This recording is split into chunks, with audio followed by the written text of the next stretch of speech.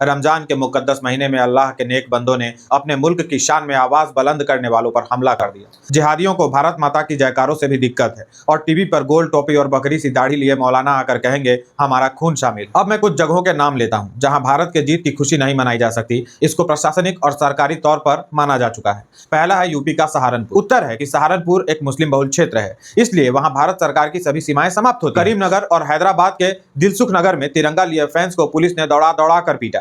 कारण ये दोनों इलाके मुस्लिम बहुल हैं, संवेदनशील हैं। भारत माता की जय कहने पर, अपने आप को राष्ट्रभक्त कहने पर यहाँ दंगे हो सकते हैं, आपके साथ मारपीट भी हो सकती है। इन्हीं इलाकों में अपने देश को गाली दे लीजिए, पाकिस्तान जिंदाबाद कहिए, तो लोग खुली बाहों से आपका इस्तकबाल करेंगे। तब शायद पुलिस वालों को भी परेशानी नहीं होगी, क्योंकि कानून व्यवस्था बनाए रखने में आप उनकी मदद जो करेंगे। प्रश्न वही मुसलमान यह भी चाहता है कि भारत की जीत पर भारतीय लोग पटाखे ना फोड़े, जीत का उत्सव ना मनाएं। फिर ये के पिल्ले। नमस्कार, मैं हूं राजन झा। जैसे ही भारत चैंपियंस ट्रॉफी का मुकाबला जीतता है, क्रिकेट के प्रशंसक खुशी से उछल पड़ते हैं। क्रिकेट के मैदान में केवल 11 खिलाड़ी खेल रहे होते हैं, लेकिन करोड़ों खिलाड़ी घरों में बैठे अपनी टीम की जीत की प्रतीक्षा कर रहे होते हैं। जैसे ही जीत मिलती है, युवा घरों से बाहर निकल आते हैं, एक दूसरे को जीत की बधाई देते हैं और स्वतंत्र भारत के खुली सड़कों पर उन्मुक्त कंठ से भारत माता की जय के नारे लगाते हुए निकल पड़ते हैं शौर्य यात्रा पर। मध्य प्रदेश के इंदौर में भी ऐसी ही एक शौर्य यात्रा निकाली गई। जब बाइक रैली महू इलाके के जामा मस्जिद के पास से निकली, तो मस्जिद के पास पहले से तैयार बैठे मुस्लिमों की भीड़ बाहर आई और आक्रामक हो गई। भारत माता की जय के नारों का जवाब अल्लाहू अकबर और नाराए तकबीर जैसे मजहबी नारों के साथ दिया जाने लगा।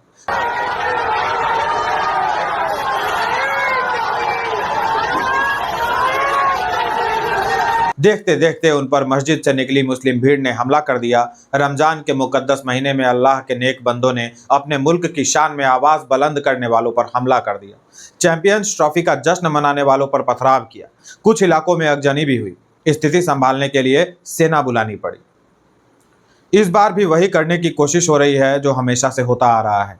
पहले अपराध करो, अपनी हिंदू और भारत विरोधी घृणा प्रदर्शित करो, फिर विक्टिम बन जाओ। जिहादियों को भारत माता की जयकारों से भी दिक्कत है और टीवी पर गोल टोपी और बकरी सी दाढ़ी लिए मौलाना आकर कहेंगे हमारा खून शामिल है।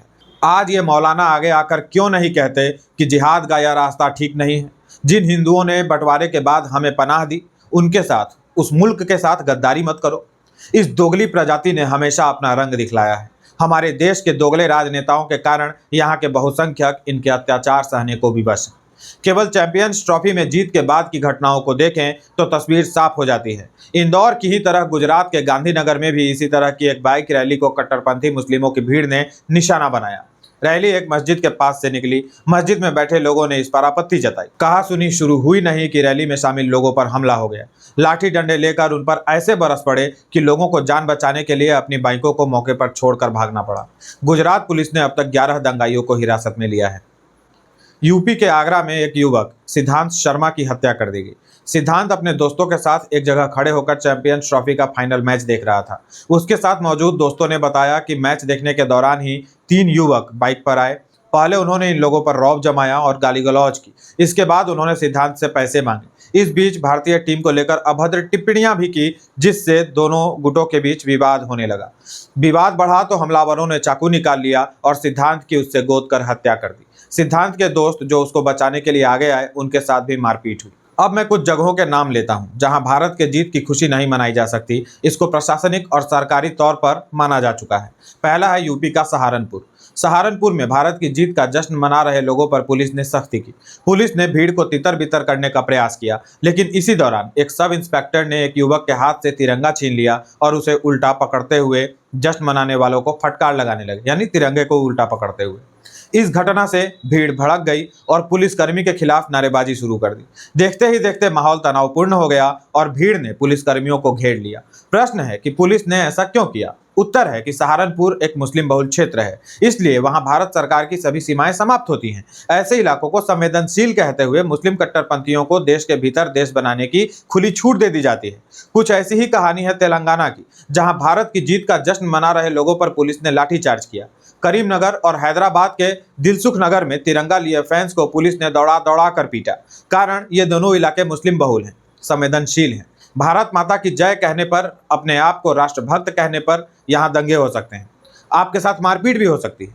इन्हीं इलाकों में अपने देश को गाली दे लीजिए, पाकिस्तान जिंदाबाद कहिए, तो लोग खुली बाहों से आपका इस्तकबाल करेंगे। तब शायद पुलिस वालों को भी परेशानी नहीं होगी, क्योंकि कानून व्यवस्था बनाए रखने में आप उनकी मदद जो करेंगे। प्रश्न है कि हमारे देश में हम अपनी जीत पर उत्सव भी नहीं मना सकते। यह बहुत ही गलत ट्रेंड सेट होता जा रहा है। सरकारों को आगे आकर इस पर बहुत बड़ी कार्रवाई करने की जरूरत है। पहले रामनवमी, कांवड़ और अन्य धार्मिक यात्राओं पर यह कहते हुए पत्थरबाजी को आम बना दिया गया कि यह हमारा इलाका है। मस्जिद के पास से जय श्री राम बोलते हुए जाओगे तो हम पत्थरों से मारेंगे, गोली चलाएंगे। ऐसे इलाकों को संवेदनशील कहकर यात्रा की अनुमति नहीं दी जाने लगती है, अर्थात रेखा खींच दी गई। हिंदुओं की सीमाएं यहीं तक हैं। अब भारत की जीत पर हम खुशी न मनाएं। भारत के मुस्लिम चाहते क्या है? सही लिखा है अजीत भारती जी ने।